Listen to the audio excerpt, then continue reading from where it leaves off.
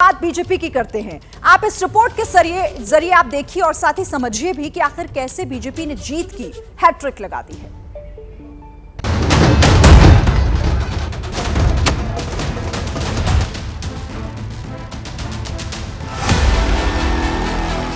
जब माहौल खिलाफ दिख रहा हो, 10 साल की एंटी इनकम्बेंसी की बात हो रही हो, तमाम एग्जिट पोल एक तरफा सत्ता बदलने की बात कर रहे हो, तब मिली जीत का मजा ही अलग होता है। दिल्ली से लेकर चंडीगढ़ तक भगवा रंग लहरा है, कार्यकर्ताओं का जोश हाई है, बड़े नेता भी जश्न में शामिल हैं, आतिशबाजी हो रही है, ढोल नगाड़े बज रहे हैं।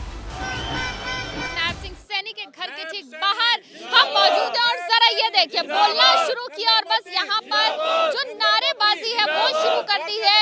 कार्यकर्ताओं ने खुशी में जश्न जो है मना रहे हैं और अभी मैं बताऊं कि रुक रुक के आतिशबाजी जो है वो भी हो रही है। मैं धन्यवाद करता हूं हरियाणा के सभी वोटर्स का, जिन्होंने पूर्ण बहुमत के साथ तीसरी बार और माननीय नायब सैनी को दूसरी बार मुख्यमंत्री बनाने का जो कार्य किया, उनके लिए सभी कार्यकर्ताओं को, सभी वोटर को बहुत बहुत बधाई देते हैं। बीजेपी की हरियाणा में लगी हैट्रिक की 5 वजह समझने की कोशिश करते हैं। आखिर कैसे जीती बीजेपी, इसका संपूर्ण विश्लेषण करते हैं।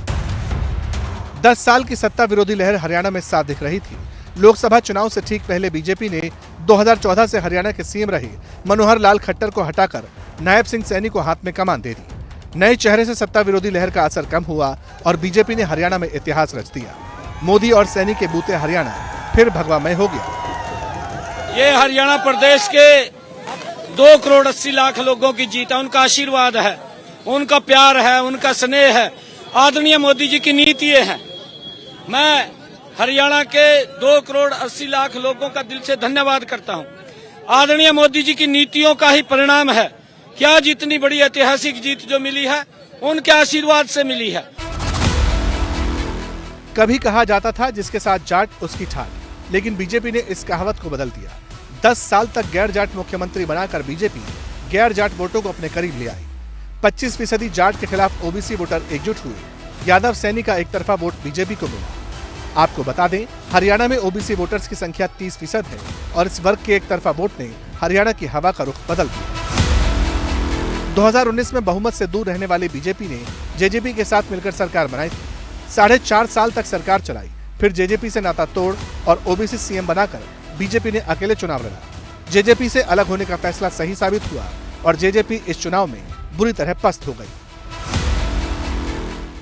आरएसएस बीजेपी के बीच मतभेद की खबरें खूब चली, खूब चर्चा हुई, लेकिन संघ और बीजेपी चुपचाप खबरों से दूर जीत की एक साथ रणनीति बनाने में जुटे रहे। आरएसएस ने पिछले 4 महीनों में हरियाणा में 16,000 छोटी छोटी जनसभाएं। एक तरफ जहां पीएम मोदी समेत बीजेपी के स्टार प्रचारकों की फौज चुनावी भाषणों के जरिए वोटर्स का दिल जीतने की कोशिश कर रही थी, तो दूसरी ओर आरएसएस ने जमीनी स्तर पर जी तोड़ मेहनत की और असर सबके सामने है। जेल में बंद राम रहीम के पैरोल में बाहर आने पर अक्सर हरियाणा की सियासत गर्म हो जाती है। ठीक चुनाव से पहले राम रहीम एक बार फिर पैरोल पर बाहर निकला तो इसे बीजेपी के लिए फायदे की रणनीति कहा गया और इसका असर दिखा भी। इन 28 सीटों में से 12 पर बीजेपी ने जीत हासिल की और कांग्रेस की उम्मीदों को तगड़ा झटका दिया। बताया जाता है कि डेरा सच्चा सौदा के कुल अनुयायियों की संख्या करीब 1.25 करोड़ है।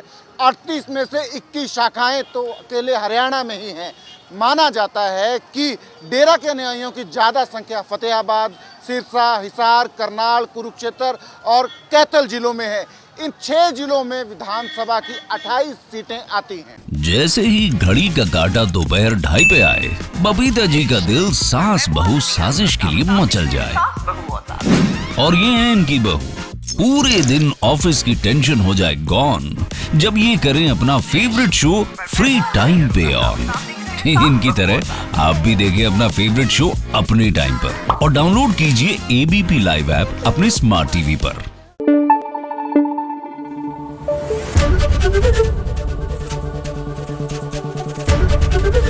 एबीपी न्यूज आपको रखे आगे।